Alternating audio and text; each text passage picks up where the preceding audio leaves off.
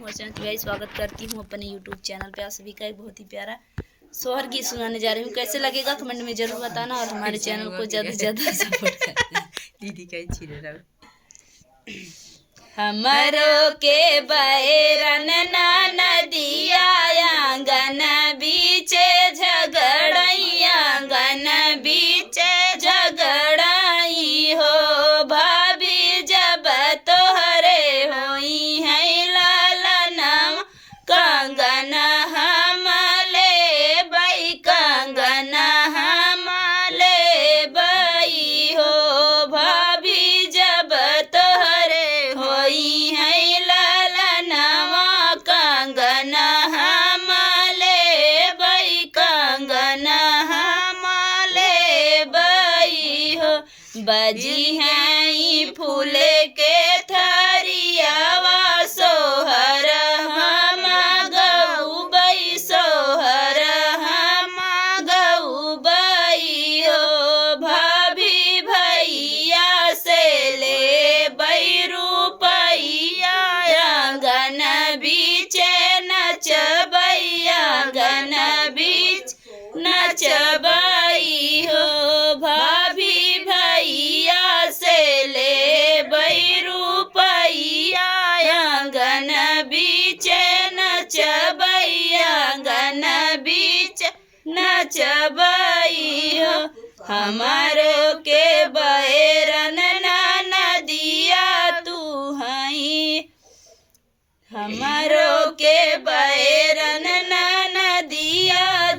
आंगन बीचे झगड़ैया आंगन बीचे झगड़ाई हो नदी जब हमारे होई है लालनवा कंगन हम देबई कंगन हम देबई हो नदी जब हमारे होई है लालनवा कंगन हम देबई कंगन हम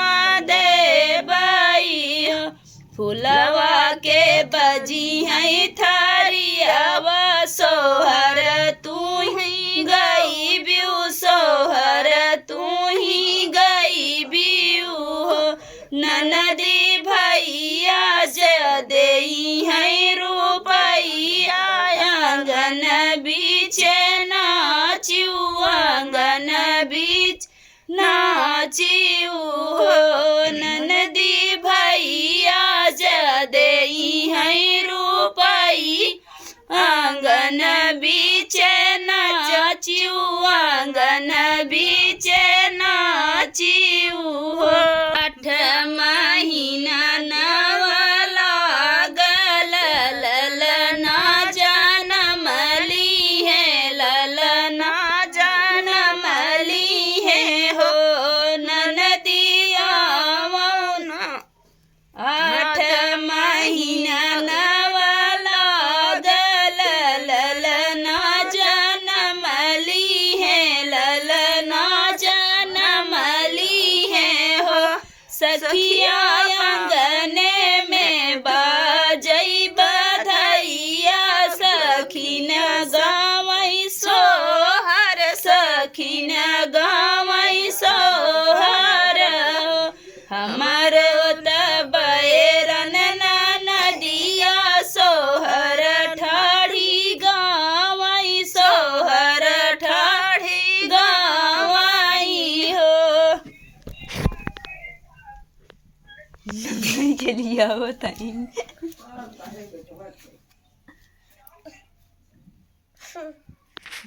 सारे दिखा तो कहाँ डा रही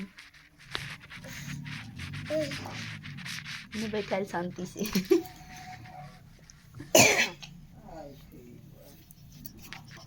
बैठा धचा दिखाई दे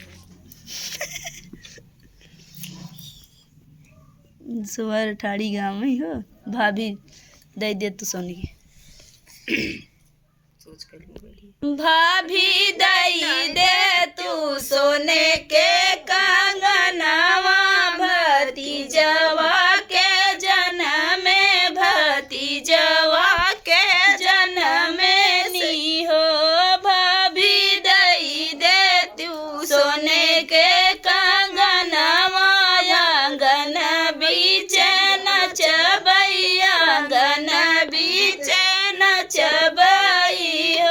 हमारो तो